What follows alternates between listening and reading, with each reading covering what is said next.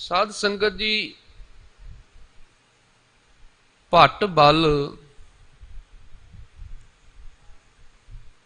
ਭੱਟ ਭਿੱਖਾ ਜੀ ਦੇ ਭਰਾਤਾ ਜੀ ਨੇ।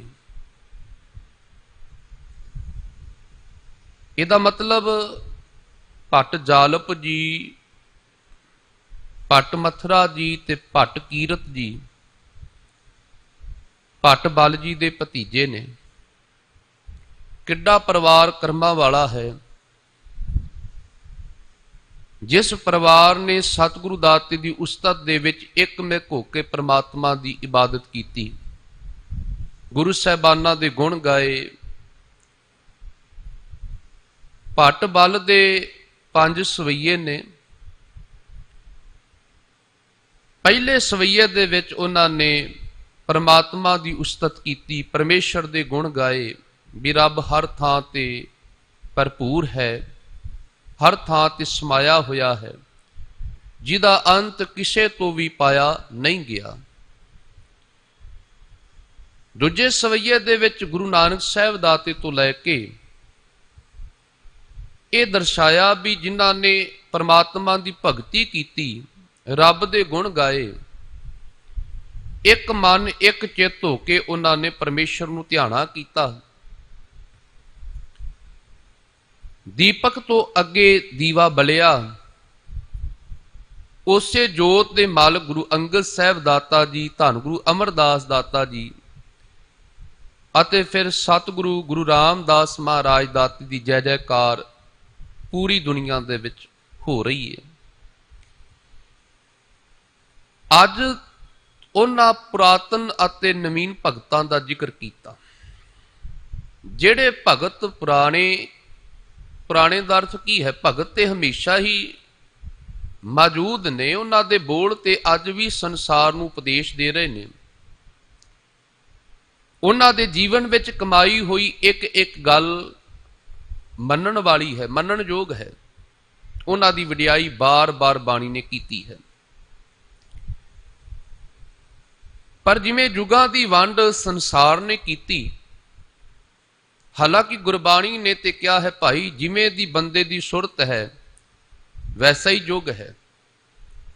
ਜੇ ਅਸੀਂ ਜੀਵਨ ਦੇ ਵਿੱਚ ਸੱਤ ਨੂੰ ਅੱਜ ਹੀ ਕਮਾਣਾ ਸ਼ੁਰੂ ਕਰ ਦਈਏ, ਅੱਜ ਹੀ ਸਤਯੁਗ ਹੈ, ਤੇ ਮਾੜੇ ਕਰਮ ਜੀਵਨ ਦੇ ਵਿੱਚ ਆ ਜਾਣਗੇ ਤੇ ਇਹਦਾ ਮਤਲਬ ਮਾੜੇ ਕਰਮਾਂ ਦੇ ਆਉਣ ਦੇ ਨਾਲ ਉਹੀ ਕਲਯੁਗ ਹੈ। ਭੱਟ ਇੱਥੇ ਭਗਤ ਨਾਰਦ ਜੀ ਦਾ, ਧਰੂ ਦਾ, ਪ੍ਰਹਿਲਾਦ ਦਾ, ਸੁਦਾਮੇ ਦਾ ਪੁੱਬ ਭਗਤ ਕਿਹਾ, ਜਿਹੜੇ ਪਹਿਲੇ ਭਗਤ, ਉਹਨਾਂ ਦਾ ਜ਼ਿਕਰ ਕਰਦੇ ਨੇ, ਉਹਨਾਂ ਦੀ ਪਹਿਲਾਂ ਗਿਣਤੀ ਕਰਦੇ ਨੇ ਵੀ ਕਿਵੇਂ ਪਰਮਾਤਮਾ ਪਰਮੇਸ਼ਰ ਦੇ ਨਾਲ ਇੱਕਮਿਕ ਹੋ ਗਏ। ਰੱਬ ਦੀ ਬੰਦਗੀ ਕਰਦਿਆਂ ਕਰਦਿਆਂ ਨਾਰਦ ਜੀ ਰੱਬ ਦਾ ਰੂਪ ਹੋ ਗਏ। ਧਰੂ ਬਾਬਤ ਅਸੀਂ ਬਿਆਨ ਕਰ ਚੁੱਕੇ ਹਾਂ, ਕਿਵੇਂ ਉਹਨਾਂ ਨੇ ਉੱਤਮ ਪਦਵੀ ਨੂੰ ਪ੍ਰਾਪਤ ਕੀਤਾ, ਕਿਵੇਂ ਅਟਲ ਪਦਵੀ ਤੱਕ ਭਗਤ ਧਰੂ ਜੀ ਪਹੁੰਚ ਗਏ, ਮਾਤਾ ਜੀ ਦੇ ਆਪਣੇ ਘਰੋਂ ਦਿੱਤੇ ਹੋਏ ਉਪਦੇਸ਼ ਦਾ ਸਦਕਾ। ਭਗਤ ਪ੍ਰਹਿਲਾਦ ਬਾਬਤ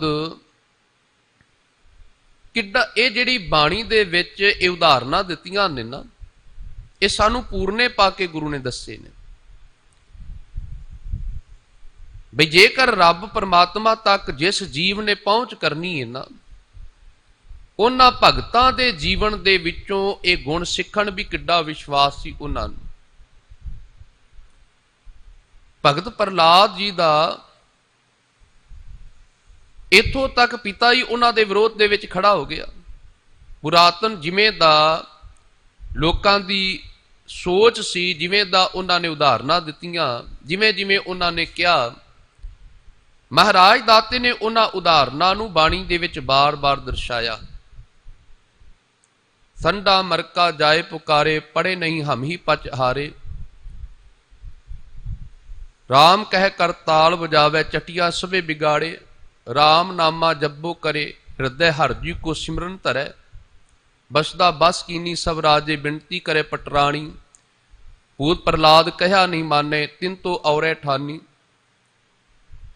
दुष्ट सभा मिल मंत्र उपाया, करसै औद कनेरी।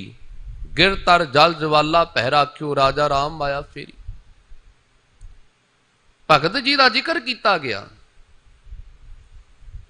भी दो अध्यापक पुठी सिक्ख्या दे रहे सन। तुसीं अंदाजा ला के देखो साध संगत, जे रब की बंदगी करके वर प्राप्त किते, उस हरनाकश बारे क्या जाता है जिहड़ा मुल्तान का राजा सी। पहला तमाम राजियां नूं जित्तिया, उस तो बाद देवतियां दे नाल लड़ाई हो गई, देवतियां दा चंगे गुणां वालियां नाल लड़ाई हुई, वो भी हार गए। ते हुण सीधी टक्कर किहदे नाल है? जदों कोई संसार नूं जित लवे ते फिर ते सीधी टक्कर रब दे नाल ही है, परमात्मा नाल ही है।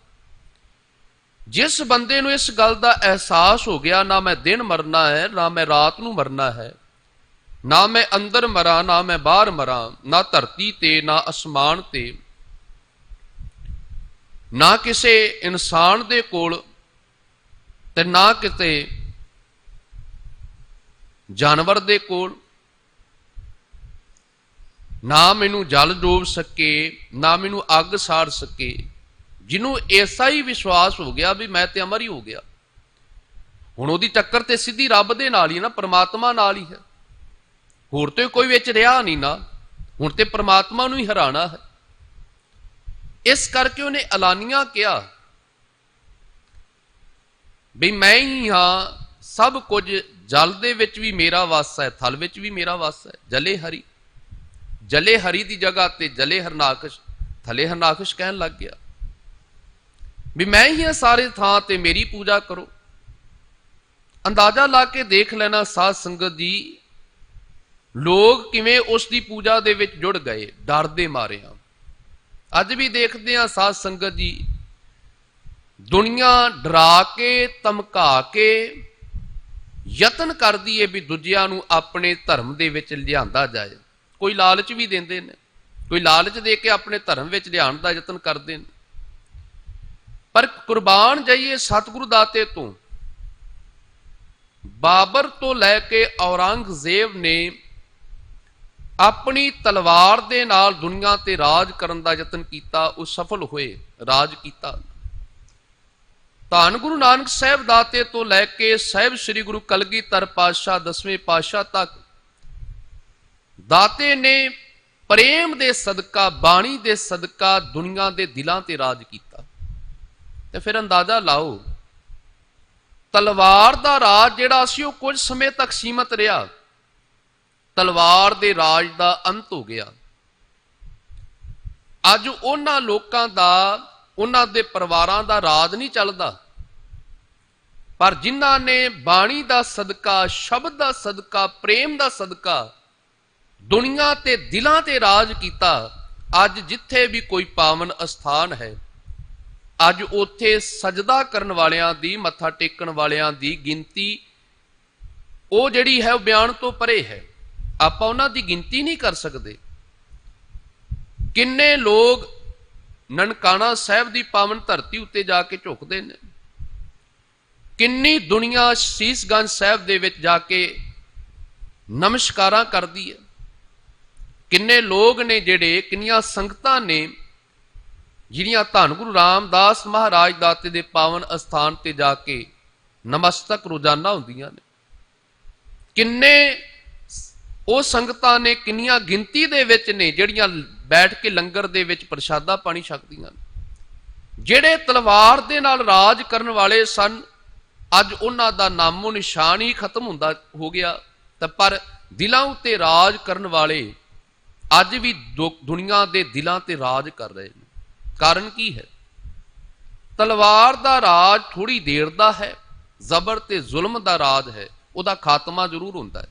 परमात्मा परमेश्वर दे बाबत कहा जाता है ना भी रब एक दिन ओदा अंत जरूर करता है। जिस दिन ओदे पापां दा घड़ा भर जाता है, वो घड़ा टुटदा ही टुटदा है। पर वेखो अज भी जय जयकार है गुरु दी, क्योंकि करनी ते कथनी करके इन्ने महान काज कीते। केवल जुबान तो क्या ही नहीं, ਜੇ ਸੇਵਾ ਦੀ ਗੱਲ ਕੀਤੀ ਤੇ ਮਹਾਰਾਜ ਦਾਤੇ ਨੇ ਥਾਂ ਥਾਂ ਤੇ ਜਾ ਕੇ ਖੁਦ ਆਪਣੇ ਹੱਥਾਂ ਦੇ ਨਾਲ ਸੇਵਾ ਵੀ ਨਿਭਾਈ। ਜੇ ਸੰਸਾਰ ਦੇ ਭਲੇ ਦੀ ਗੱਲ ਗੁਰਬਾਣੀ ਦੇ ਵਿੱਚ ਕੀਤੀ ਤੇ ਭਲਾ ਕਰਕੇ ਵੀ ਦਿਖਾਇਆ। ਜੇ ਕਿਹਾ ਮਹਾਰਾਜ ਦਾਤੇ ਨੇ ਜ਼ਬਰ ਤੇ ਜ਼ੁਲਮ ਦਾ ਟਾਕਰਾ ਕਰੋ ਤੇ ਪਹਿਲੇ ਜਾਮੇ ਤੋਂ ਸ਼ੁਰੂਆਤ ਕਰ ਦਿੱਤੀ, ਜਿਸ ਵਕਤ ਬਾਬਰ ਦੀ ਤਾਕਤ ਦੀ ਪਰਵਾਹ ਨਾ ਕਰਦਿਆਂ ਹੋਇਆਂ ਬਾਬਰ ਨੂੰ ਜਾਬਰ ਕਹਿ ਦਿੱਤਾ। ਅਰ ਇਹ ਸਿਲਸਿਲਾ ਲਗਾਤਾਰ ਚੱਲਦਾ ਰਿਹਾ।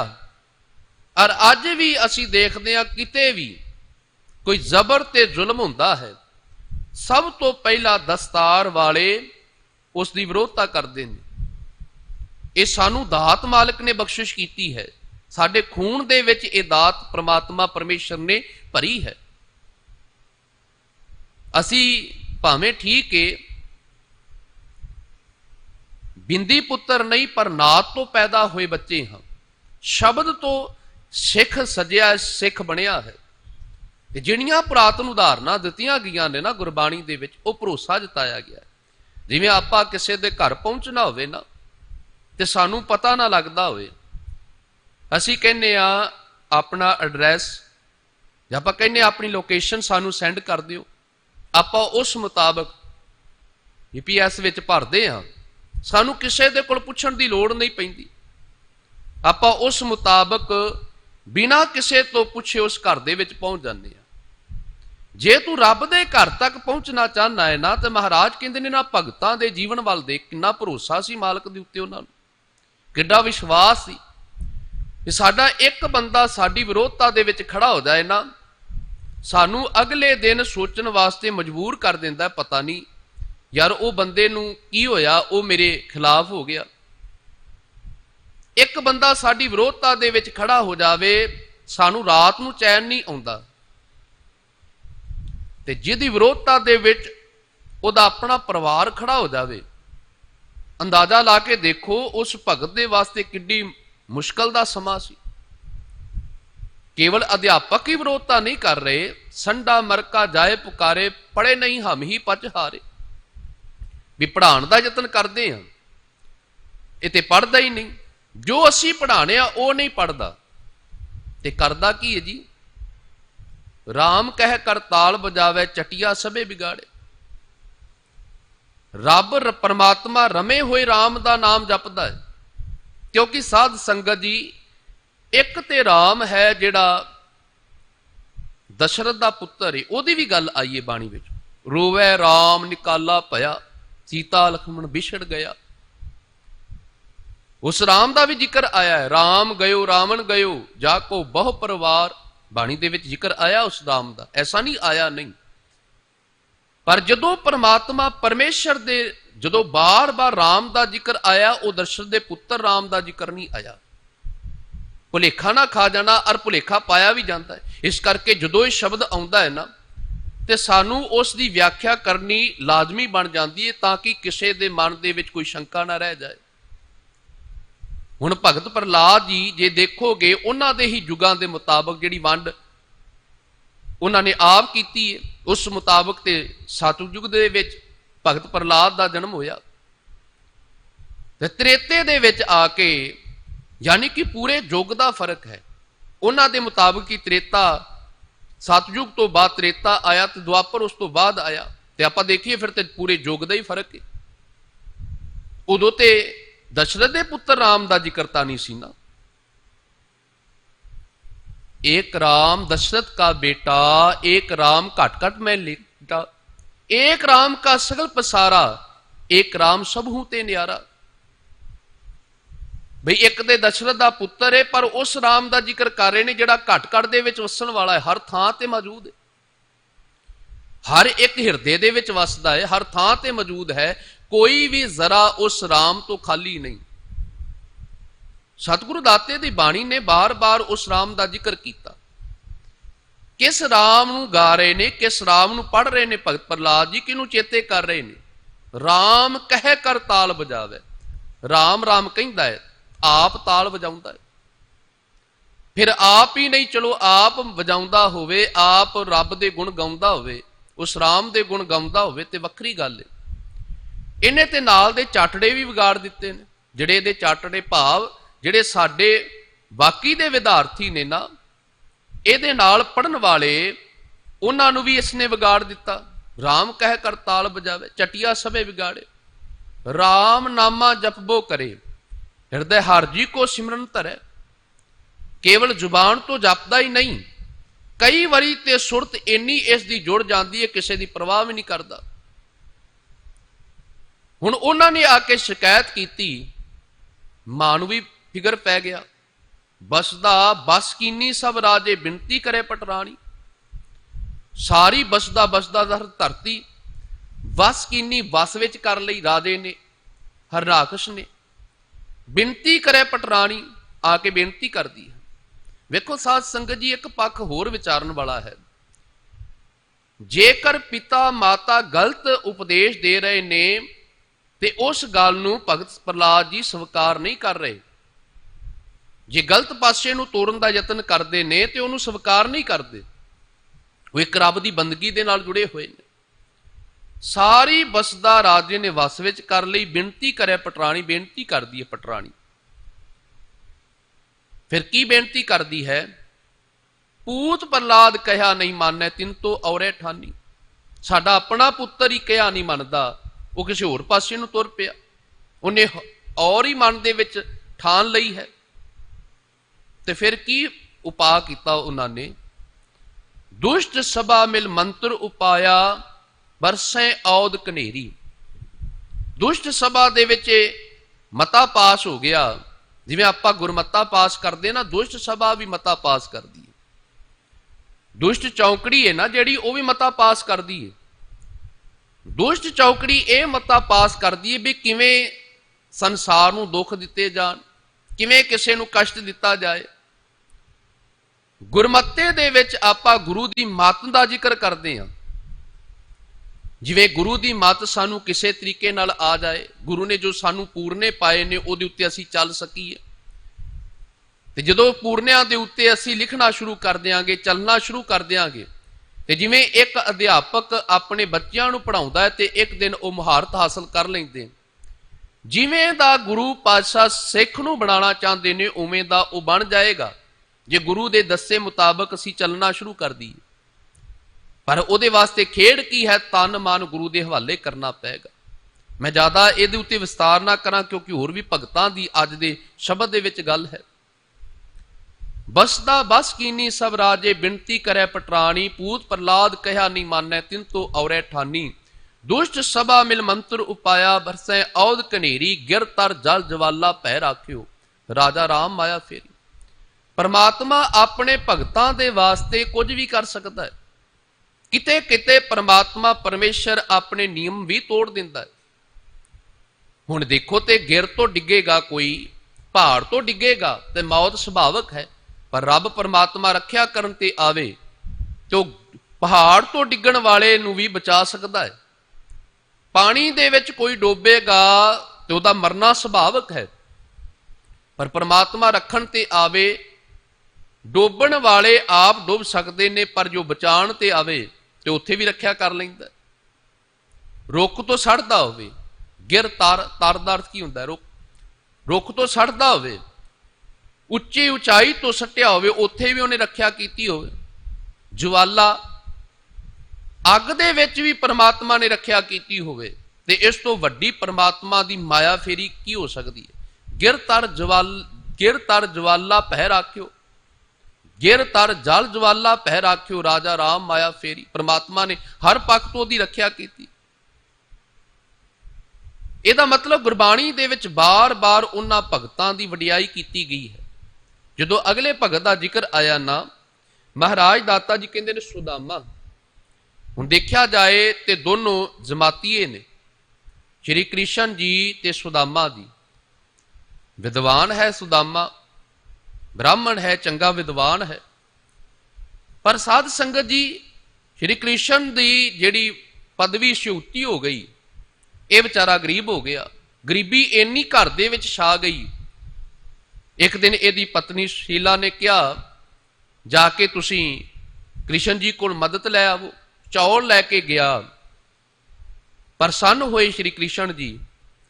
ਪਹਿਲਾਂ ਕਹਿੰਦੇ ਨੇ ਡਿਊੜੀ ਤੇ ਖੜਾ ਰਿਹਾ, ਦੁਆਰ ਤੇ ਖੜਾ ਰਿਹਾ। ਜਦੋਂ ਕ੍ਰਿਸ਼ਨ ਜੀ ਨੂੰ ਪਤਾ ਲੱਗਾ, ਸ਼੍ਰੀ ਕ੍ਰਿਸ਼ਨ ਜੀ ਸਿੰਘਾਸਣ ਤੋਂ ਉੱਠ ਕੇ ਇਹਦਾ ਸਵਾਗਤ ਕੀਤਾ, ਚੌਲ ਪ੍ਰੇਮ ਨਾਲ ਛਕੇ, ਫਿਰ ਕੁਝ ਦੇਣ ਦਾ ਯਤਨ ਕੀਤਾ। ਜਿਹੜਾ ਘਰੋਂ ਕੁਝ ਲੈਣ ਵਾਸਤੇ ਆਇਆ ਸੀ, ਕਿੱਡਾ ਸਿਦਕ ਵਾਲਾ ਸੀ, ਕਿੱਡਾ ਗੈਰਤ ਵਾਲਾ ਸੀ, ਕਿੰਨਾ ਭਰੋਸੇ ਵਾਲਾ ਸੀ, ਜਿਹੜਾ ਪ੍ਰਮਾਤਮਾ ਉੱਤੇ ਭਰੋਸਾ ਰੱਖਣ ਵਾਲਾ ਸੀ, ਔਰ ਸ਼ਰਮੀਲਾ ਵੀ ਸੀ। ਕੁਝ ਵੀ ਲੈਣ ਤੋਂ ਇਸਨੇ ਇਨਕਾਰ ਕਰ ਦਿੱਤਾ। ਪਰ ਉਹਨਾਂ ਦਾ ਇਤਿਹਾਸ ਇਹ ਦੱਸਦਾ ਹੈ ਵੀ ਉਹਦੇ ਵਾਸਤੇ ਚੰਗਾ ਮਹਿਲ ਸ਼੍ਰੀ ਕ੍ਰਿਸ਼ਨ ਜੀ ਨੇ ਤਿਆਰ ਕਰ ਦਿੱਤਾ। ਹਰ ਪੱਖ ਤੋਂ ਪਰਮਾਤਮਾ ਆਪਣੇ ਸੇਵਕਾਂ ਦੀ ਰਾਖੀ ਕਰਦਾ, ਸਮਾਂ ਭਾਵੇਂ ਕੋਈ ਵੀ ਹੋਵੇ। ਤਾਂ ਸਤਿਗੁਰੂ ਦਾਤੇ ਦੇ ਅੱਜ ਬਾਣੀ ਦੇ ਬਚਨ ਨੇ, ਭੱਟ ਸਾਹਿਬਾਨ ਕਹਿੰਦੇ ਨੇ, ਇਹ ਜਿਹੜੇ ਪੂਰਬ ਦੇ ਭਗਤ ਪਹਿਲੇ ਭਗਤ ਮੰਨੇ ਗਏ ਨੇ, ਪਰਮਾਤਮਾ ਪਰਮੇਸ਼ਰ ਨੇ ਉਹਨਾਂ ਦੀ ਰੱਖਿਆ ਕੀਤੀ।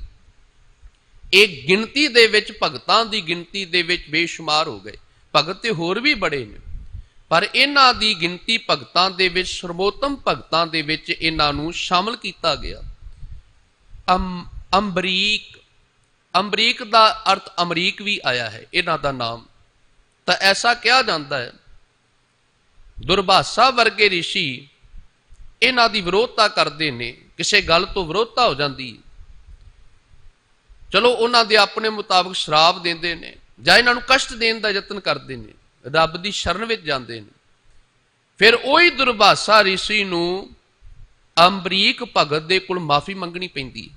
ਰੱਬ ਪਰਮਾਤਮਾ ਪਰਮੇਸ਼ਰ ਹਰ ਥਾਂ ਤੇ ਆਪਣੇ ਭਗਤਾਂ ਦੀ ਪੈਜ ਰੱਖਦਾ ਹੈ। ਭਗਤ ਜੈਦੇਵ ਤ੍ਰਿਲੋਚਨ, ਇਹਨਾਂ ਦੀ ਬਾਣੀ ਸ੍ਰੀ ਗੁਰੂ ਗ੍ਰੰਥ ਸਾਹਿਬ ਜੀ ਦੇ ਵਿੱਚ ਦਰਜ ਹੈ। ਧੰਨ ਗੁਰੂ ਰਾਮਦਾਸ ਮਹਾਰਾਜ ਦਾਤੇ ਦੇ ਅਸੀਂ ਬਚਨ ਪੜ੍ਹਦੇ ਹਾਂ ਨਾ, ਮਹਾਰਾਜ ਕਹਿੰਦੇ ਨੇ ਪਰਮਾਤਮਾ ਦੇ ਨਾਮ ਦੀ ਇਹ ਵਡਿਆਈ ਹੈ। ਨੀਚ ਜਾਤ ਹਰ ਜਪਦਿਆਂ ਉੱਤਮ ਪਦਵੀ ਪਾਏ, ਪੁੱਛੋ ਬਿਦਰ ਦਾਸੀ ਸੁਤੈ, ਕਿਸ ਨੂੰ ਉਤਰਿਆ ਘਰ ਜਿਸ ਜਾਏ। ਹਰ ਕੀ ਅਕਥ ਕਥਾ ਸੁਣੋ ਜਨ ਭਾਈ, ਜਿਤ ਸਹਿਸਾ ਦੁਖ ਭੂਖ ਸਭ ਲੈ ਜਾਏ। ਰਵਿਦਾਸ ਚਮਾਰ ਉਸਤਤ ਕਰੇ, ਹਰ ਕੀਰਤ ਨਿਮਖ ਗਾਏ। ਨੀਚ ਜਾਤ ਉੱਤਮ ਭਇਆ, ਚਾਰ ਵਰਨ ਪਏ ਪਗ ਆਏ। ਜਿਤਨੇ ਭਗਤ ਹਰ ਤੀਰਥਾ, 68 ਤੀਰਥਿਨ ਤਿਲਕ ਕਢਾਏ। ਜਨ ਨਾਨਕ ਤਿਨ ਕੋ ਅਣਦਿਨ ਪਰਸੈ, ਜੇ ਕਿਰਪਾ ਕਰੇ ਹਰਿ ਰਾਏ। ਹੁਣ ਗੁਰੂ ਰਾਮਦਾਸ ਮਹਾਰਾਜ ਦਾਤੇ ਦੀ ਸਿਫਤ ਦੇ ਵਿੱਚ ਇਹ ਸਵਈਆ ਹੈ। ਤਾਂ ਸਾਹਿਬ ਸ੍ਰੀ ਗੁਰੂ ਰਾਮਦਾਸ ਮਹਾਰਾਜ ਦਾਤੇ ਕੋਲ ਪੁੱਛੋ, ਤੁਹਾਡੀ ਨਜ਼ਰ ਵਿੱਚ ਭਗਤ ਦਾ ਕਿੱਡਾ ਵੱਡਾ ਰੁਤਬਾ ਹੈ। ਇੱਥੋਂ ਤੱਕ ਜਦੋਂ ਅਸੀਂ ਗੁਰਬਾਣੀ ਨੂੰ ਧਿਆਨ ਨਾਲ ਪੜ੍ਹਦੇ ਹਾਂ ਨਾ, ਸਾਧ ਸੰਗਤ ਜੀ, ਸਤਿਗੁਰੂ ਦਾਤੇ ਦੀ ਬਾਣੀ ਦੇ ਵਿੱਚ ਗੁਰੂ ਨਾਨਕ ਸਾਹਿਬ ਦਾਤੇ ਨੂੰ ਵੀ ਭਗਤ ਕਿਹਾ ਗਿਆ ਹੈ। ਜਨ ਨਾਨਕ ਭਗਤ ਦਰ ਤੁਲ, ਬ੍ਰਹਮ ਸੰਸਰ ਏਕ ਜੀ ਕਿਆ ਬਖਾਨੈ। ਹਾਂ ਕੇ ਬਲ ਬਲ ਬਲ ਬਲ ਸਦ ਬਲਿਹਾਰ। ਗੁਰੂ ਨਾਨਕ ਸਾਹਿਬ ਦਾਤੇ ਨੂੰ ਪਿਛਲੇ ਸਵਈਏ ਵਿੱਚ ਇਹੀ ਕਿਹਾ ਸੀ ਨਾ ਵੀ ਇੱਕ ਮਨ ਗੁਰੂ ਨਾਨਕ ਸਾਹਿਬ ਦਾਤੇ ਨੇ ਪ੍ਰਮਾਤਮਾ ਦੀ ਭਗਤ ਕੀਤੀ। ਗੁਰੂ ਨਾਨਕ ਭਗਤ ਕਰੀ ਇੱਕ ਮਨ, ਤਨ ਮਨ ਧਨ ਗੋਬਿੰਦ ਦੀਓ। ਗੁਰੂ ਨਾਨਕ ਸਾਹਿਬ ਦਾਤੇ ਨੇ ਪ੍ਰਮਾਤਮਾ ਦੀ ਭਗਤੀ ਇੱਕ ਮਨ ਹੋ ਕੇ ਕੀਤੀ। ਤੇ ਉੱਥੇ ਗੁਰੂ ਅਰਜਨ ਸਾਹਿਬ ਦਾਤਾ ਜੀ ਕਹਿੰਦੇ ਨੇ, ਧੰਨ ਗੁਰੂ ਨਾਨਕ ਸਾਹਿਬ ਦਾਤਾ ਜੀ, ਤੁਸੀਂ ਤੇ ਭਗਤ ਹੋ, ਭਗਤ ਸੰਸਾਰ ਦੇ ਵਿੱਚ ਆਇਓ।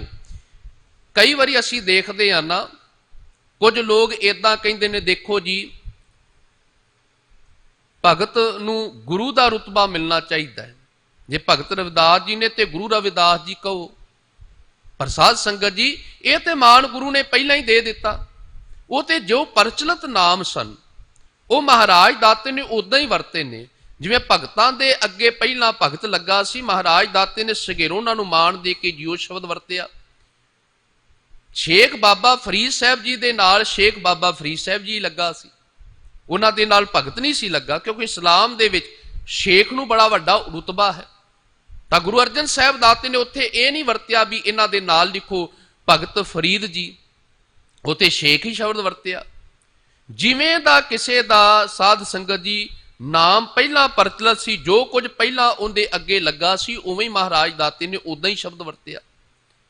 ਤੇ ਜਿਹੜੇ ਨੀਚ ਦੁਦਕਾਰੇ ਗਏ ਸਨ, ਜਿਨ੍ਹਾਂ ਨੂੰ ਨੀਚ ਨੀਚ ਕਹਿ ਕੇ ਭੰਡਿਆ ਜਾਂਦਾ ਸੀ, ਵੇਖੋ ਭਗਤਾਂ ਦੀ ਬਾਣੀ ਜਦੋਂ ਅਸੀਂ ਪੜ੍ਹਦੇ ਹਾਂ ਨਾ, ਆਪਾਂ ਭਗਤ ਕਬੀਰ ਸਾਹਿਬ ਜੀ ਨੂੰ ਕ੍ਰਾਂਤੀਕਾਰੀ ਭਗਤਾਂ ਦੇ ਵਿੱਚ ਗਿਣਦੇ ਹਾਂ। ਭਗਤ ਰਵਿਦਾਸ ਜੀ, ਉਹਨਾਂ ਦੀ ਵੀ ਬਾਣੀ ਦਰਜ ਹੈ, ਪਰ ਭਗਤ ਰਵਿਦਾਸ ਜੀ ਦੇ ਜਿਹੜੇ ਸ਼ਬਦ ਨੇ ਨਾ, ਉਹ ਪ੍ਰੇਮਾ ਭਗਤੀ ਦੇ ਸ਼ਬਦ ਨੇ। ਦੋਨਾਂ ਨੂੰ ਹੀ ਮਾਣ ਸਤਿਗੁਰੂ ਦਾਤੇ ਨੇ ਦਿੱਤਾ। ਹੁਣ ਤੁਸੀਂ ਕਹੋਗੇ ਵੀ ਕ੍ਰਾਂਤੀਕਾਰੀ ਕਿਵੇਂ? ਜੇ ਭਗਤ ਕਬੀਰ ਸਾਹਿਬ ਜੀ ਨੂੰ ਕੋਈ ਕਹਿੰਦਾ ਨਾ ਤੂੰ ਜੁਲਾਹਾ ਹੈ, ਤਾਂ ਭਗਤ ਕਬੀਰ ਸਾਹਿਬ ਜੀ ਬਿਲਕੁਲ ਉਹਦੇ ਸਾਹਮਣੇ ਅੜ ਜਾਂਦੇ ਨੇ, ਪੁੱਛਦੇ ਨੇ ਗਰਭਵਾਸ ਮੈਂ ਕੁਲ ਨਹੀਂ ਜਾਤੀ, ਬ੍ਰਹਮ ਬਿਨ ਤੇ ਸਭ ਉਤਪਾਤੀ। ਕਹੋ ਰੇ ਪੰਡਿਤ ਬਾਹਮਣ ਕਬ ਕੇ ਹੋਏ, ब्राह्मण कह कह जन्म मत कोय, जो तो ब्राह्मण ब्राह्मणी जाया, तो आन बाढ़ काहे नहीं आया। तुम कत ब्राह्मण हम कत सूद, हम कत लोहू तुम कत दूध। कहो कबीर जो ब्रह्म विचार है, सो ब्राह्मण कहियत है हमारे। ਇਹਦਾ मतलब अड़ गए उन्हों के सामने, दस भी तू ब्राह्मण किवें बन गया ते मैं नीच जुलाहा किवें बन गया। उन्होंने क्रांतिकारी उपदेश भगत कबीर साहब जी ने दिता भी तुहाडे विच कोई दुध नहीं ते मेरे विच कोई, मेरे विच भी खून है तुहाडे विच भी खून है, तुहाडे विच कोई दुध नहीं वहिंदा। संसार दे विच आण दा तुहाडा भी उही रस्ता है, उही जरिया है, मेरा भी उही जरिया है। दसो जी तुसी ब्राह्मण कदों दे हो गए ते मैं किवें कदों दा जुलाहा हो गया, मैं कदों दा नीच हो गया। साडे घर विच ब्राह्मण उस नूं कहा जांदा है जिहड़ा परमात्मा दी बंदगी करे, परमात्मा दे गुण गाए। गुरु नानक दे घर दे विच पंडित किस नूं कहा जांदा है, विद्वान किस नूं कहा जांदा है, जिहड़ी परमात्मा दी ब्रह्म दी विचार करे। कहो कबीर जो ब्रह्म विचार है, जिहड़ी रब दी विचार करदा है, वो ब्राह्मण है। महाराज कहंदे ने होर साडे घर दे विच जात वाले नूं ब्राह्मण नहीं कहा जांदा। इहदा मतलब उन्हां दे सामने अड़ गए। दूजा पक्ष है प्रेम दा। भगत रविदास जी ने प्रेम दे नाल उन्हां नूं भी कहा गया, रविदास जी वो कहण लगे मैं स्वीकार करदा इस गल नूं, मैं चमार हाँ, इस गल नूं मैं स्वीकार करदा वां। भाई असीं ते दुनिया दे वास्ते जोड़े गंढ के देने आ, तुसीं ते अपने सरीर रूपी इस चम नूं रोजाना गंढदे हो। प्रेम दे नाल उन्हां ने इह गल नूं समझा दिता। हुण दोनां भगतां दी बाणी श्री गुरु ग्रंथ साहिब जी दे विच दर्ज है। ਇਹਦਾ मतलब एक बंदा दी कोई विरोधता करता है, अगर वो दलेरी दे नाल उहदा मुकाबला करता है, वो भी गुरु नानक दे घर विच मान हासिल करता है। कोई प्रेम दे नाल समझा देंदा है उस गल नूं, वो भी गुरु नानक दे घर विच मान दा उन्ना ही पात्र है। गुरु रामदास महाराज दाते दा नजरिया ना जिहड़ा भगतां दे प्रति वो कैसा है, क्योंकि अज सतगुरु दाते दी उपमा दे विच इह सवैया किया गया है भट्ट बल द्वारा, ते उस उपमा दे विच ये बोल कहे गए ने। गुरु रामदास महाराज कहते ने जिन्हां नीच जात वालियां ने रब दे गुण गाए ना, नीच जात हर जपतियां उत्तम पदवी पाए, उत्तम रुतबे तक पहुंच गए। पुछो बिदर दासी सुतै। हुण बिदर दा भी जिक्र आया है। सुदेशना दा ये पुत्र सी, दासी दा पुत्र करके इहनूं मान नहीं हासिल होया, बहुत विद्वान बहुत सी। इन्हें भी नीति का एक ग्रंथ लिखिया, जिस मुताबक उन्हें नीति तैयार की, ग्रंथ लिखिया इससे भी। हर श्री कृष्ण जी दे घर दे विच आण के उतारा किया, इसका जिक्र बाणी दे विच आया। भगत कबीर साहब जी कहते ने राजन कौन तुम्हारे आवे, ऐसो भाव बिदर को देखियो, वो गरीब मोहे भाव है। हस्ती देख भरम तै भूला, श्री भगवान ना जानिया, तुमरो दूध बिदर को पानो, अमृत कर मैं मान्या।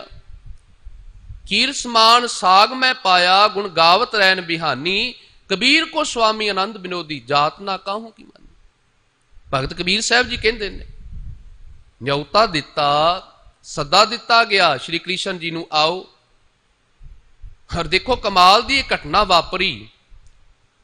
हसनापुर दी धरती उत्ते आन लग्या ना बड़ा इंतजाम किया दुर्योधन ने, भाई श्री कृष्ण जी ने आना है, नचन वालियां भी उन्हें सद लईयां, 36 प्रकार के पदार्थ भी तैयार कर लए।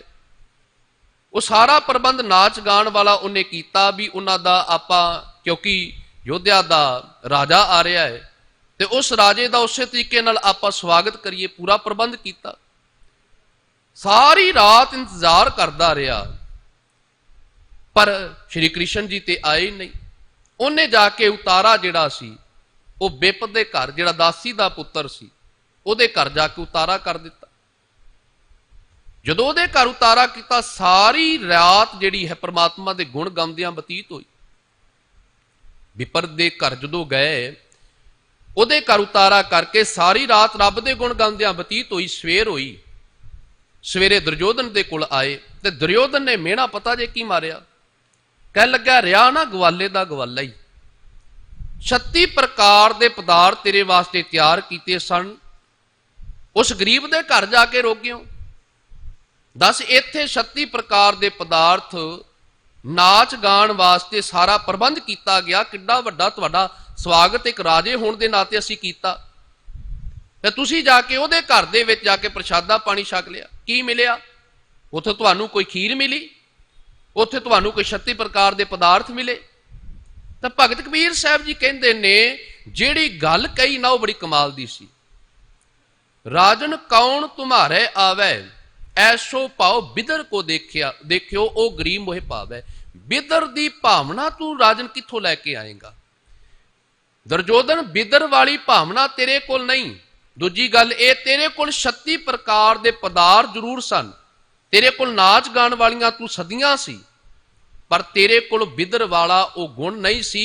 उत्थे ते रब दे गुण गा के रैन जिहड़ी है वो सारी बतीत हुई। तेरे कोल आके ते माड़ी बिरती आनी सी, माड़े गुण आने सन। अज साडा भी एक सुभाव हो गया साध संगत जी, किते विआह शादियां च असीं देखदे हां सारी रात नच गाण दे विच बतीत हो जाती है, नचदियां टपदियां 2-3 वज जाते ने। हुण ते चलो उन्होंने कहा भी 12 बजे तो बाद तुसीं बहुता शोर शराबा ना करो, पर फिर भी असीं देखते हैं 12-1 इजाजत लैके 1:30-2 वजा देंदे ने।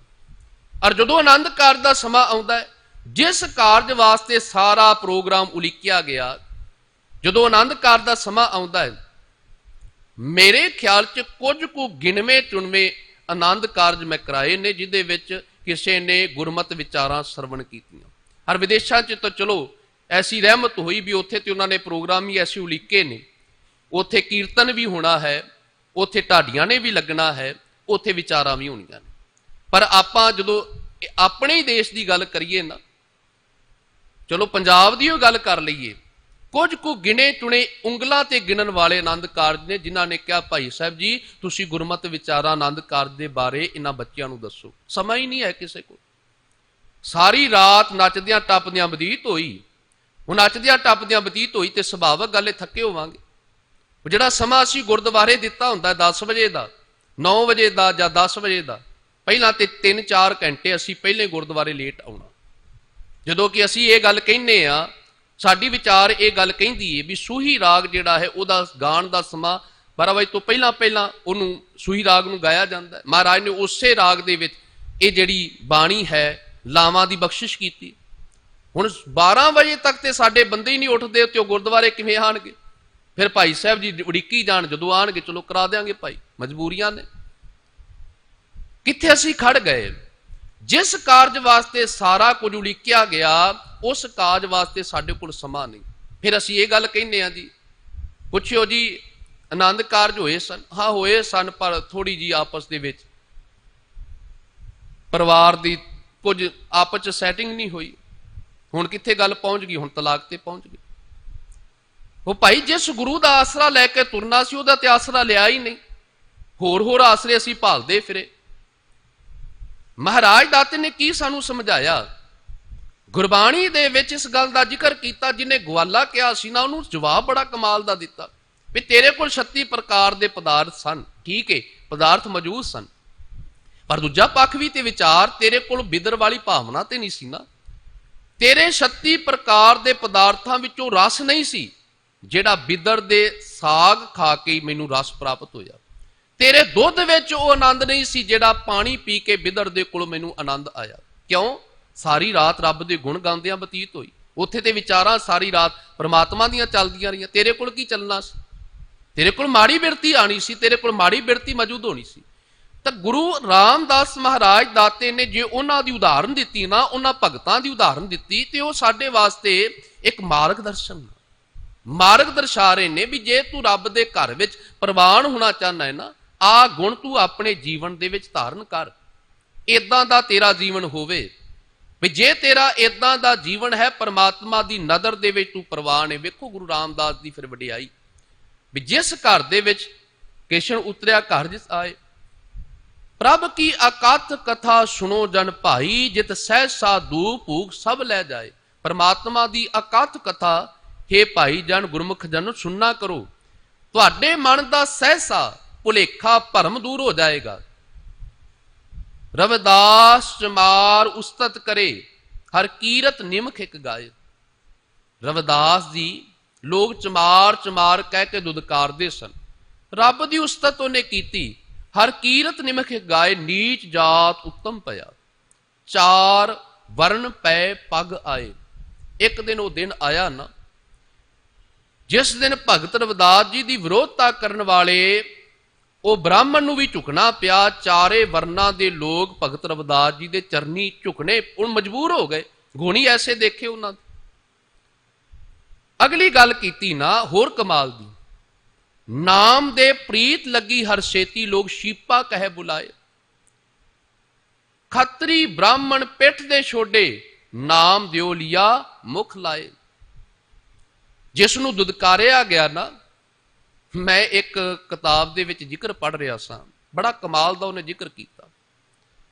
ਉਹ ਕਹਿੰਦੇ ਵੀ ਰੱਬ ਦਾ ਘਰ ਜਾਣ ਕੇ ਨਾ, ਪਰਮਾਤਮਾ ਦਾ ਦਰ ਜਾਣ ਕੇ ਕੋਈ ਇਨਸਾਨ ਮੰਦਰ ਦੇ ਵਿੱਚ ਤੁਰ ਗਿਆ, ਅੱਗੋਂ ਪੁਜਾਰੀ ਵੱਢ ਖਾਣ ਨੂੰ ਪੈ ਗਿਆ। ਜਦੋਂ ਉਹਨੇ ਜਾ ਕੇ ਪ੍ਰਸ਼ਾਦਾ ਮੰਗਿਆ ਨਾ, ਵੀ ਭੁੱਖ ਬੜੀ ਲੱਗੀ ਏ, ਕਹਿਣ ਲੱਗਾ ਮੈਨੂੰ ਪ੍ਰਸ਼ਾਦਾ ਛਕਾ ਦਿਓ। ਉਹ ਕਹਿੰਦਾ ਸਵੇਰ ਦੀ ਕੋਈ ਸਾਮੀ ਨਹੀਂ ਫਸੀ, ਇਹਨੂੰ ਪ੍ਰਸ਼ਾਦੇ ਦੀ ਪਈ ਏ। ਆ ਜਾਂਦੇ ਨੇ ਮੂੰਹ ਚੱਕ ਕੇ ਇੱਧਰ ਨੂੰ, ਮੈਂ ਤੇ ਆਪ ਸਵੇਰ ਦਾ ਭੁੱਖਾ ਵਾਂ। 100 ਬੋਲ ਉਹਨੇ ਬੋਲੇ, ਉਹ ਵਿਚਾਰਾ ਨਿਰਾਸ਼ ਹੋ ਕੇ ਤੁਰ ਪਿਆ। ਅੱਗੇ ਮਜ਼ਦੂਰ ਮਜ਼ਦੂਰੀ ਕਰਕੇ ਉਸ ਤੋਂ ਬਾਅਦ ਪ੍ਰਸ਼ਾਦਾ ਛਕਣ ਲੱਗੇ। ਜਦੋਂ ਪ੍ਰਸ਼ਾਦਾ ਛਕਣ ਲੱਗੇ ਨਾ, ਇਹਨੂੰ ਭੁੱਖ ਲੱਗੀ ਸੀ। ਇਹਨੇ ਕਹਿ ਦਿੱਤਾ ਉਹਨਾਂ ਨੂੰ, ਕਿਹਾ ਭਰਾਵੋ ਪ੍ਰਸ਼ਾਦਾ ਮੈਨੂੰ ਵੀ ਛਕਾ ਦਿਓ। ਤੇ ਉਹ ਕਹਿਣ ਲੱਗੇ ਆ ਬੈਠ ਸਾਡੇ ਨਾਲ, 2 ਪ੍ਰਸ਼ਾਦੇ ਤੂੰ ਵੀ ਛਕ ਲਾ। ਜਦੋਂ ਉਹਨੇ 2 ਪ੍ਰਸ਼ਾਦੇ ਛਕੇ, ਇਹ ਜਿਹੜਾ ਭੁੱਖ ਲੱਗੀ ਹੋਈ ਸੀ, ਪੇਟ ਝੁਲਸ ਰਿਹਾ ਸੀ, ਉਹ ਤ੍ਰਿਪਤ ਹੋ ਗਿਆ। ਉਹਨੇ ਇੱਕ ਗੱਲ ਕਹੀ, ਰੱਬਾ ਪਰਮਾਤਮਾ ਐਡਰੈਸ ਤੇਰਾ ਕੁਝ ਹੋਰ ਹੁੰਦਾ, ਰਹਿੰਦਾ ਤੂੰ ਕਿਤੇ ਹੋਰ ਹੈ। ਲੋਕ ਕਹਿੰਦੇ ਕਿਤੇ ਹੋਰ ਨੇ, ਵਸਦਾ ਤੂੰ ਕਿਤੇ ਹੋਰ ਹੈ। ਇਹਦਾ ਮਤਲਬ ਜਿਸ ਘਰ ਦੇ ਵਿੱਚ ਪਰਮਾਤਮਾ ਦੀ ਉਸਤਤ ਹੈ ਨਾ, ਉਹਦੇ ਵਿੱਚ ਗੁਣ ਵੀ ਆਣਗੇ। ਐਸਾ ਨਹੀਂ ਵੀ ਜ਼ੁਬਾਨ ਤੋਂ ਹੀ ਕੋਈ ਰਾਮ ਰਾਮ ਜਪਦਾ ਹੋਵੇ, ਜ਼ੁਬਾਨ ਤੋਂ ਕੋਈ ਕਹਿੰਦਾ ਹੋਵੇ, ਉਹ ਗੁਣ ਵੀ ਪਰਮਾਤਮਾ ਵਾਲੇ ਉਸਦੇ ਹਿਰਦੇ ਵਿੱਚ ਆਣਗੇ। ਤਾਂ ਭਗਤ ਨਾਮਦੇਵ ਸਾਹਿਬ ਬਾਬਤ ਧੰਨ ਗੁਰੂ ਰਾਮਦਾਸ ਮਹਾਰਾਜ ਕਹਿੰਦੇ ਨੇ, ਗੁਰੂ ਰਾਮਦਾਸ ਕਹਿੰਦੇ ਨੇ, ਨਾਮਦੇਵ ਨੂੰ ਪ੍ਰੀਤ ਨਾਲ ਪਰਮਾਤਮਾ ਪਰਮੇਸ਼ਰ ਨੇ ਗਲੇ ਨਾਲ ਲਾ ਲਿਆ। ਮਾਨੋ ਉਹ ਜਿਹੜੇ ਲੋਕ ਉਹਨੂੰ ਨੀਚ ਨੀਚ ਕਹਿ ਕੇ ਦੁਦਕਾਰਦੇ ਸਨ, ਉਹਨਾਂ ਨੂੰ ਪਿੱਠ ਦੇ ਦਿੱਤੀ। ਹਰ ਜੁਗ ਜੁਗ ਭਗਤ ਉਪਾਇਆ, ਪੈਜ ਰੱਖਦਾ ਆਇਆ ਰਾਮ ਰਾਜੇ। ਹਰ ਨਾਖਸ਼ ਦੁਸ਼ਟ ਹਰ ਮਾਰਿਆ, ਪ੍ਰਹਲਾਦ ਤਰਾਇਆ। ਹੰਕਾਰੀਆਂ ਨਿੰਦਕਾਂ ਪਿੱਠ ਦੇ, ਨਾਮ ਦਿਓ ਲਿਆ ਮੁਖ ਲਾਏ। ਮਹਾਰਾਜ ਕਹਿੰਦੇ ਨੇ ਹੰਕਾਰੀਆਂ ਨਿੰਦਕਾਂ ਨੂੰ ਪਿੱਠ ਦੇਣ ਵਾਲਾ ਪਰਮਾਤਮਾ ਹੈ। ਐਸਾ ਗੁਣਾ ਦਾ ਉਹ ਮਾਲਕ ਹੈ। ਪਰਮਾਤਮਾ ਨੇ ਨਾਮ ਦੇਣ ਨੂੰ ਮਾਣ ਦਿੱਤਾ। ਗੁਰੂ ਰਾਮਦਾਸ ਮਹਾਰਾਜ ਹੁਣ ਅਗਲੀ ਗੱਲ ਕਹਿੰਦੇ ਨੂੰ ਧਿਆਨ ਨਾਲ ਸੁਣਿਓ। ਜਿਤਨੇ ਭਗਤ ਹਰ ਤੀਰਥਾ 68 ਤੀਰਥ ਤਿਲਕ ਕਢਾਏ, ਜਨ ਨਾਨਕ ਤਿਨ ਕੋ ਅਨਦਿਨ ਪਰਸੈ, ਜੇ ਕਿਰਪਾ ਕਰੇ ਹਰ ਰਾਏ। ਵੇਖੋ ਜਿਸ ਗੁਰੂ ਦੀ ਅੱਜ ਵਡਿਆਈ ਕਰ ਰਹੇ ਹੋ ਨਾ, ਭੱਟ ਬਲ ਜਿਸ ਗੁਰੂ ਦੀ ਵਡਿਆਈ ਦੇ ਵਿੱਚ ਸਵਈਆ ਬਖਸ਼ਿਸ਼ ਕਰ ਰਹੇ ਨੇ ਨਾ, ਉਹ ਧੰਨ ਗੁਰੂ ਰਾਮਦਾਸ ਮਹਾਰਾਜ ਭਗਤ ਦੇ ਬਾਬਤ ਕੀ ਕਹਿੰਦੇ ਨੇ। ਗੁਰੂ ਰਾਮਦਾਸ ਮਹਾਰਾਜ ਕਹਿੰਦੇ ਨੇ, ਹੇ ਪਰਮਾਤਮਾ, ਹੇ ਪਰਮੇਸ਼ਰ ਜੀ, ਜਿਹੜਾ ਤੇਰੀ ਬੰਦਗੀ ਕਰਨ ਵਾਲਾ ਹੈ ਨਾ, ਜਿਹੜਾ ਤੇਰਾ ਭਗਤ ਹੈ, ਉਹ ਭਗਤ ਦੇ ਵਿੱਚ ਇਹ ਗੁਣ ਹੈ, 68 ਤੀਰਥ ਵੀ ਉਸ ਦੇ ਚਰਨਾਂ ਦੀ ਧੂੜ ਨੂੰ ਲੋਚਦੇ ਨੇ। ਉਹ ਕਹਿੰਦੇ ਨੇ ਵੀ ਇੱਕ ਵਾਰ ਭਗਤ ਜੀ ਤੁਸੀਂ ਸਾਡੇ ਕੋਲ ਆ ਜਾਓ, ਸਾਡੀ ਦੁਰਮਤ ਦੀ ਜਿਹੜੀ ਮੈਲ ਹੈ ਨਾ, ਉਹ ਭੈੜੀ ਮਤ ਤੁਹਾਡੇ ਆਣ ਦੇ ਨਾਲ ਦੂਰ ਹੋ ਜਾਏਗੀ। ਤਾਂ ਗੁਰੂ ਰਾਮਦਾਸ ਮਹਾਰਾਜ ਦਾ ਤੇ ਦਾ ਆਪਣਾ ਨਜ਼ਰੀਆ ਕੀ ਕਹਿੰਦਾ।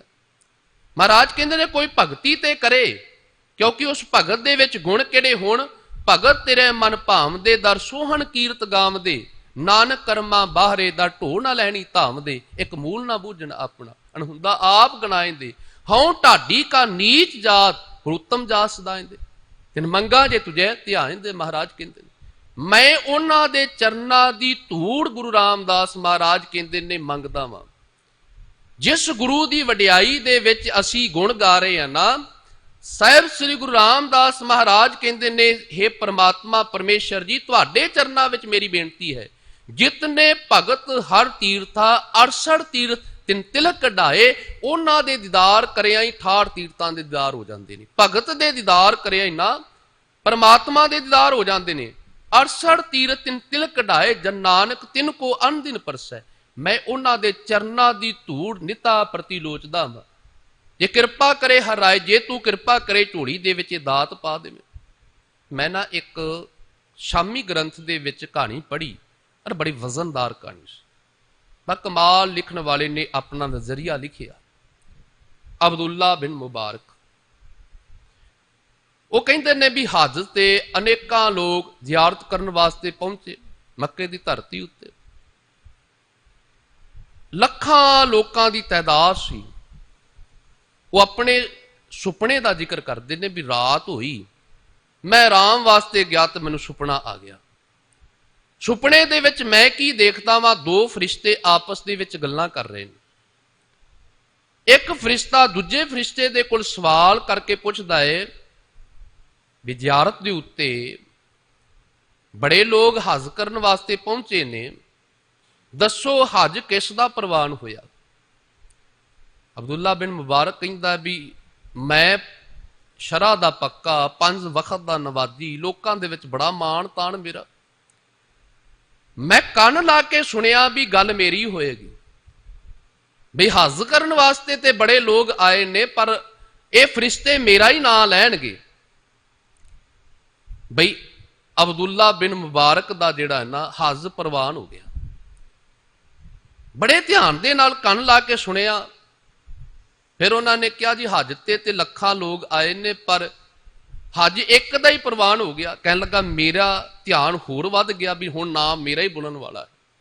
ਹੁਣ ਸਵਾਲ ਕਰਨ ਵਾਲਾ ਫਰਿਸ਼ਤਾ ਦੂਜੇ ਫਰਿਸ਼ਤੇ ਤੋਂ ਪੁੱਛਦਾ ਹੈ ਵੀ ਇਹ ਜਾ ਕਿਹੜਾ ਭਾਗਾਂ ਵਾਲਾ ਹੈ, ਕਰਮਾਂ ਵਾਲਾ ਹੈ। ਲੱਖਾਂ ਲੋਕ ਹਜ ਕਰਨ ਵਾਸਤੇ ਆਏ ਨੇ, ਵੀ ਉਹ ਸਿੱਖ ਦਾ ਹਜ ਪ੍ਰਵਾਨ ਹੋਇਆ। ਤਾਂ ਕਹਿੰਦੇ ਨੇ ਮੇਰਾ ਧਿਆਨ ਹੋਰ ਵੱਧ ਗਿਆ ਵੀ ਹੁਣ ਮੇਰਾ ਨਾਮ ਜ਼ਰੂਰ ਬੁਲੇਗਾ। ਹੁਣ ਜਵਾਬ ਦੇਣ ਵਾਲਾ ਕਹਿੰਦਾ ਹੈ ਵੀ ਉਹ ਇੱਕ ਬੁੱਢਾ ਮੋਚੀ ਹੈ ਜਿਹੜਾ ਹਜ ਤੇ ਆਇਆ ਹੀ ਨਹੀਂ, ਤੇ ਉਹਦਾ ਹਜ ਪਰਮਾਤਮਾ ਅੱਲਾ ਦੇ ਘਰ ਵਿੱਚ ਪ੍ਰਵਾਨ ਹੋ ਗਿਆ। ਕਹਿੰਦਾ ਮੈਂ ਬੜਾ ਹੈਰਾਨ ਹੋਇਆ ਬਈ ਜਿਹੜਾ ਹਜ ਤੇ ਆਇਆ ਹੀ ਨਹੀਂ ਉਹਦਾ ਹਜ ਪ੍ਰਵਾਨ ਹੋ ਗਿਆ, ਲੱਖਾਂ ਲੋਕ ਚੱਲ ਕੇ ਆਏ ਨੇ, ਇਹਨਾਂ ਦਾ ਹਜ ਪ੍ਰਵਾਨ ਨਹੀਂ ਹੋਇਆ।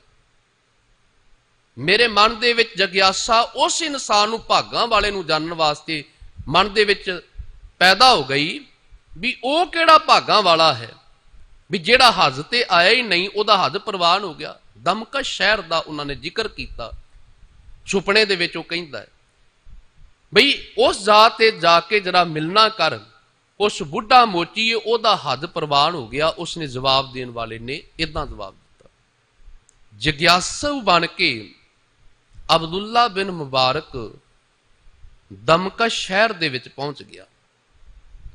ਜਾ ਕੇ ਕਿਸੇ ਕੋਲ ਪੁੱਛਿਆ ਵੀ ਇੱਥੇ ਬੁੱਢਾ ਮੋਚੀ ਕੌਣ ਹੈ।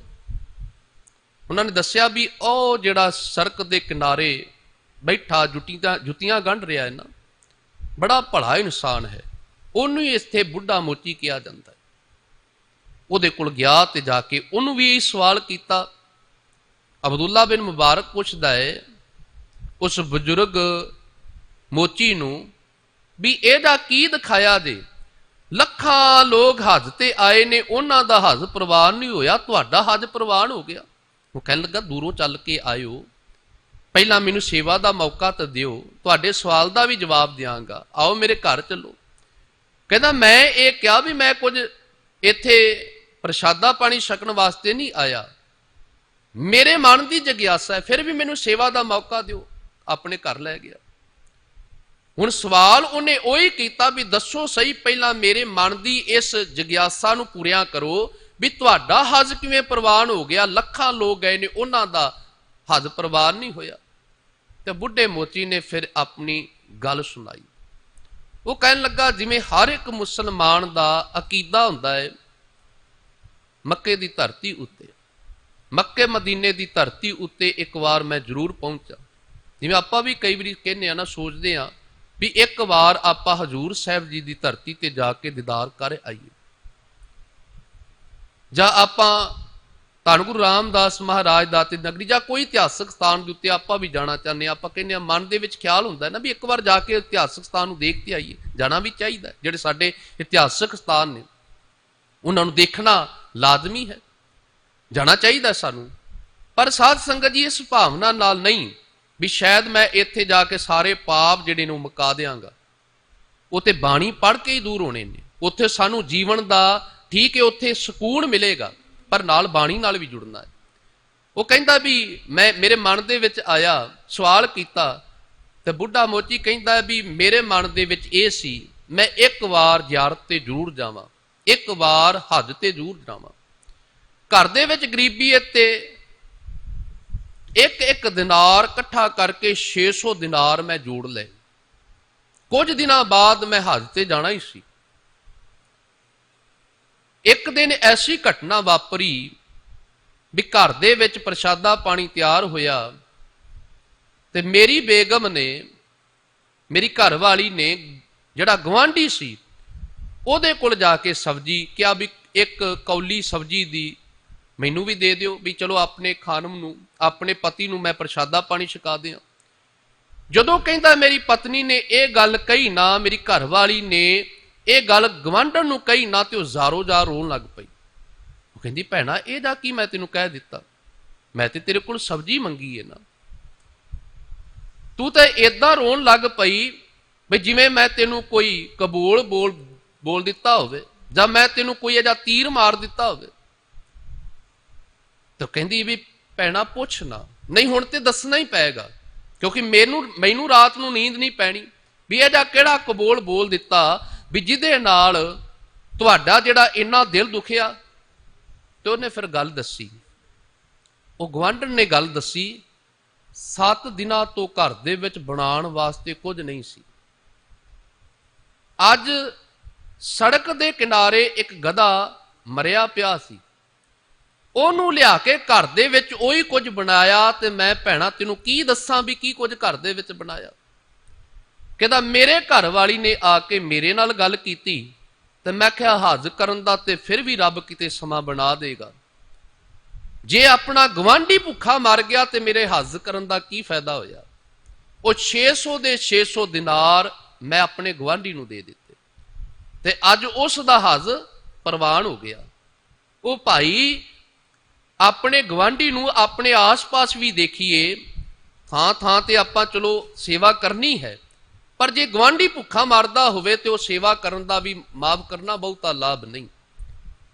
ਤੇਰਾ ਹੱਜ ਪ੍ਰਵਾਨ ਹੋ ਸਕਦਾ ਹੈ ਇੱਕ ਮੁਸਲਮਾਨ ਦਾ ਜੇ ਉਹ ਆਪਣੇ ਉਸ ਥਾਂ ਤੇ ਜਾਣ ਦੀ ਬਜਾਏ ਆਪਣੇ ਗਵਾਂਢੀ ਦੀ ਸੇਵਾ ਕਰ ਰਿਹਾ ਹੈ। ਸਿੱਖ ਦਾ ਵੀ ਕਰਮ ਪ੍ਰਵਾਨ ਹੋ ਸਕਦਾ ਹੈ ਜਿਸ ਦਿਨ ਉਹ ਗੁਰੂ ਦੇ ਆਸ਼ੇ ਮੁਤਾਬਕ ਚੱਲੇ ਤੇ ਸੇਵਾ ਆਸ-ਪਾਸ ਵੀ ਕਰੇ। ਕੇਵਲ ਵਿਸ਼ੇਸ਼ ਥਾਵਾਂ ਤੇ ਜਾ ਕੇ ਨਾ ਸੇਵਾ ਕਰੀਏ, ਆਪਣੇ ਆਸ-ਪਾਸ ਵੀ ਦੇਖੀਏ। ਮਹਾਰਾਜ ਦਾਤਾ ਜੀ ਉਹ ਸੇਵਾ ਦਾ ਗੁਣ ਸਿਖਾਉਂਦੇ ਨੇ।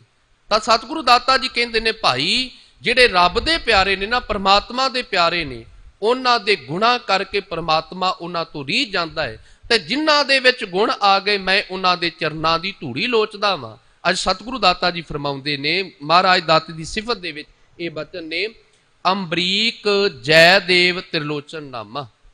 ਅੰਬਰੀਕ ਵਰਗੇ ਭਗਤ, ਭਗਤ ਜੈਦੇਵ ਵਰਗੇ, ਭਗਤ ਲੋਚਨ ਵਰਗੇ, ਭਗਤ ਨਾਮਦੇਵ ਸਾਹਿਬ ਵਰਗੇ, ਅਵਰ ਕਬੀਰ ਭਣਕ ਜਿਹੜੇ ਇਸ ਵਕਤ ਦੇ ਮੌਜੂਦਾ ਸਮੇਂ ਦੇ, ਜਿਹਨੂੰ ਕਲਯੁਗ ਦੇ ਭਗਤ ਕਿਹਾ ਗਿਆ।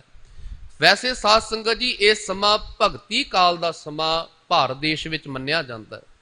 ਅਨੇਕਾਂ ਭਗਤ ਇਸ ਕਾਲ ਦੇ ਵਿੱਚ ਆਏ, ਸੰਸਾਰ ਨੂੰ ਭਗਤੀ ਦੀ ਦੇਣ ਦੇ ਕੇ ਗਏ।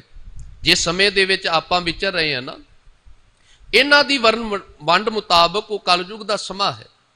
ਪਰ ਮਹਾਰਾਜ ਦਾਤਾ ਜੀ ਕਹਿੰਦੇ ਤੂੰ ਕਿਤੇ ਵੀ ਯਾਦ ਕਰੇਗਾ ਯੁੱਗ ਤੇ ਅੱਜ ਹੀ ਪਲਟ ਜਾਣਗੇ। ਜਦੋਂ ਤੂੰ ਯਾਦ ਕਰੇਗਾ ਪਰਮਾਤਮਾ ਨੂੰ, ਸੱਚ ਨਾਲ ਜੁੜ ਜਾ, ਅੱਜ ਹੀ ਸਤਯੁਗ ਬਣ ਜਾਏਗਾ। ਜਦੋਂ ਸਾਡੇ ਅੰਦਰ ਮਾੜੇ ਕਰਮ ਆ ਗਏ ਉਹੀ ਕਲਯੁਗ ਹੈ।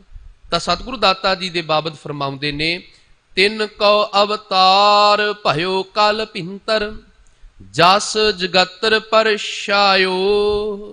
ਉਹਨਾਂ ਦਾ ਅਵਤਾਰ ਇਸ ਕਲਯੁਗ ਦੇ ਵਿੱਚ ਹੋਇਆ। ਤੇ ਭੱਟ ਬਲ ਜੀ ਕਹਿੰਦੇ ਨੇ ਉਹਨਾਂ ਦਾ ਜਿੱਥੇ ਅਵਤਾਰ ਹੋਇਆ, ਪਰ ਉਹਨਾਂ ਦਾ ਜਸ ਜਿਹੜਾ ਹੈ ਉਹਨਾਂ ਦੇ ਗੁਣ, ਗੁਣਾ ਕਰਕੇ ਉਹਨਾਂ ਦਾ ਜਸ ਪੂਰੇ ਜਗਤ ਦੇ ਵਿੱਚ ਛਾ ਗਿਆ। ਅੱਜ ਸੱਚਮੁੱਚ ਜਦੋਂ ਆਪਾਂ ਸ੍ਰੀ ਗੁਰੂ ਗ੍ਰੰਥ ਸਾਹਿਬ ਜੀ ਨੂੰ ਮੱਥਾ ਟੇਕਦੇ ਹਾਂ ਨਾ, ਅਸੀਂ ਉਹਨਾਂ ਭਗਤ ਸਾਹਿਬਾਨਾਂ ਨੂੰ ਵੀ ਨਮਸਕਾਰ ਕਰਦੇ ਹਾਂ ਜਿਨ੍ਹਾਂ ਦੇ ਨਾਮ ਸ੍ਰੀ ਗੁਰੂ ਗ੍ਰੰਥ ਸਾਹਿਬ ਜੀ ਦੇ ਵਿੱਚ ਦਰਜ ਨੇ, ਜਿਨ੍ਹਾਂ ਦੀ ਬਾਣੀ ਸ੍ਰੀ ਗੁਰੂ ਗ੍ਰੰਥ ਸਾਹਿਬ ਜੀ ਵਿੱਚ ਦਰਜ ਹੈ। ਕਿਉਂਕਿ ਉਹਨਾਂ ਦੇ ਮਹਾਨ ਕਾਰਜ ਐਸੇ ਸਨ, ਮਹਾਨ ਕਾਰਜਾਂ ਕਰਕੇ ਉਹਨਾਂ ਨੂੰ ਅੱਜ ਵਡਿਆਈ ਮਾਣ ਮਿਲਦਾ ਹੈ। ਕਦੇ ਨਹੀਂ ਅਸੀਂ ਪੁੱਛਦੇ ਵੀ ਜੇ ਭਗਤ ਕਬੀਰ ਸਾਹਿਬ ਜੀ ਦਾ ਸ਼ਬਦ ਆ ਗਿਆ, ਮੈਂ ਜਦੋਂ ਹੁਕਮਨਾਮੇ ਦੀ ਸਮਾਪਤੀ ਹੋਈ ਤੇ ਮੈਂ ਮੱਥਾ ਨਹੀਂ ਟੇਕਣਾ। ਕਦੇ ਨਹੀਂ ਅਸੀਂ ਕਹਿੰਦੇ ਵੀ ਅੱਜ ਤੇ ਭਗਤ ਰਵਿਦਾਸ ਜੀ ਦਾ ਸ਼ਬਦ ਆ ਗਿਆ, ਮੇਰੇ ਗੁਰੂ ਦਾ ਸ਼ਬਦ ਹੈ। ਉਹ ਭਾਵੇਂ ਭਗਤ ਨਾਮਦੇਵ ਜੀ ਦੇ ਮੁਖ ਤੋਂ ਆਵੇ, ਭਾਵੇਂ ਕਿਸ ਭਗਤ ਦੇ ਮੁਖਾਰਬਿੰਦ ਤੋਂ ਆਵੇ, ਉਹ ਤੇ ਗੁਰੂ ਰੂਪ ਹੋ ਗਏ। ਇਸ ਕਰਕੇ ਗੁਰੂ ਨੇ ਜਿਨ੍ਹਾਂ ਨੂੰ ਆਪਣੇ ਨਾਲ ਬਿਠਾ ਲਿਆ ਉਹ ਬ੍ਰਹਮ ਰੂਪ ਹੋ ਗਏ। ਉਹਨਾਂ ਦੀ ਬਾਣੀ ਨੂੰ ਅੱਜ ਵੀ ਨਮਸਕਾਰ ਹੈ। ਤਾਂ ਸਤਿਗੁਰੂ ਦਾਤੇ ਦੇ ਬਾਬਤ ਕਿਹਾ ਗਿਆ, ਸ਼੍ਰੀ ਗੁਰੂ ਰਾਮਦਾਸ ਜਯੋ ਜੈ ਜਗ ਮਹਿ, ਤੈ ਹਰ ਪਰਮ ਪਦ ਪਾਇਓ। ਜਿਵੇਂ ਇਹਨਾਂ ਭਗਤਾਂ ਦੀ ਵਡਿਆਈ ਹੋਈ, ਜਿਨ੍ਹਾਂ ਦੇ ਹਿਰਦੇ ਵਿੱਚ ਮਾਲਕ ਆ ਵਸਿਆ, ਧੰਨ ਗੁਰੂ ਰਾਮਦਾਸ ਮਹਾਰਾਜ ਰਹਿਮਤਾਂ ਦੇ ਦਾਤੇ, ਦਾਤਾ ਜੀ ਤੁਹਾਡੀ ਜੈ ਜੈਕਾਰ ਸਾਰੇ ਜਗਤ ਵਿੱਚ ਹੋ ਰਹੀ ਹੈ ਅਰ ਹੁੰਦੀ ਰਹਿਣੀ ਹੈ। ਸਾਧ ਸੰਗਤ ਜੀ, ਸਰੀਰ ਕਰਕੇ ਆਪਾਂ ਅੱਜ ਹਾਂ, ਕੱਲ ਨੂੰ ਨਹੀਂ ਰਹਿਣਾ, ਪਰ ਗੁਰੂ ਰਾਮਦਾਸ ਮਹਾਰਾਜ ਦਾਤੇ ਦੀ ਵਡਿਆਈ ਜੁਗਾਂ ਜੁਗਾਂ ਤੱਕ ਅਮਰ ਹੈ। ਕਿਉਂਕਿ ਉਹਨਾਂ ਨੇ ਸੰਸਾਰ ਨੂੰ ਰਹਿਮਤ ਹੀ ਐਸੀ ਬਖਸ਼ਿਸ਼ ਕੀਤੀ ਹੈ। ਸਤਿਗੁਰੂ ਦਾਤੇ ਦੇ ਚਰਨਾਂ ਨੂੰ ਕੋਟਾਨ ਕੋਟ ਪ੍ਰਣਾਮ ਹੈ, ਜਿਸ ਮਹਾਰਾਜ ਦਾਤੇ ਦੇ ਐਸੀਆਂ ਰਹਿਮਤਾਂ ਕਰਕੇ ਇਸ ਜਗਤ ਨੂੰ ਨਵਾਜਿਆ। ਦਾਤੇ ਦੇ ਗੁਣ ਗਾਉਂਦਿਆਂ ਹੋਇਆਂ, ਪੂਰੇ ਗੁਰੂ ਦੀ ਸਿਫਤ ਕਰਦਿਆਂ ਹੋਇਆਂ, ਬੱਚੇ ਹਾਂ ਗੁਰੂ ਦੇ ਅਧੂਰੇ ਹਾਂ, ਬੇਅੰਤ ਗਲਤੀਆਂ ਹੋਣੀਆਂ ਸੁਭਾਵਕ ਨੇ। ਮਹਾਰਾਜ ਆਪ ਕਿਰਪਾ ਕਰਕੇ ਬਖਸ਼ਣਯੋਗ ਹਨ। ਗੁਰੂ ਰੂਪ ਸਾਧ ਸੰਗਤ ਬਖਸ਼ਣਯੋਗ ਹੈ। ਅਰਦਾਸ ਕਰੋ ਦਾਤੇ ਦੇ ਚਰਨਾਂ ਵਿੱਚ, ਸਤਿਗੁਰੂ ਦਾਤਾ ਜੀ ਅੱਗੇ ਵਾਸਤੇ ਸਮੱਤ ਸੋਝੀ ਬਖਸ਼ਿਸ਼ ਕਰਨ। ਅਦਬ ਸਤਕਾਰ ਦੇ ਨਾਲ ਰਸਨਾ ਨੂੰ ਪਵਿੱਤਰ ਕਰਦਿਆਂ ਹੋਇਆਂ ਗੁਰ ਫਤਿਹ ਦੀ ਸਾਂਝ ਪਾਓ ਜੀ। ਆਖੋ ਜੀ ਵਾਹਿਗੁਰੂ ਜੀ ਕਾ ਖਾਲਸਾ, ਵਾਹਿਗੁਰੂ ਜੀ ਕੀ ਫਤਿਹ।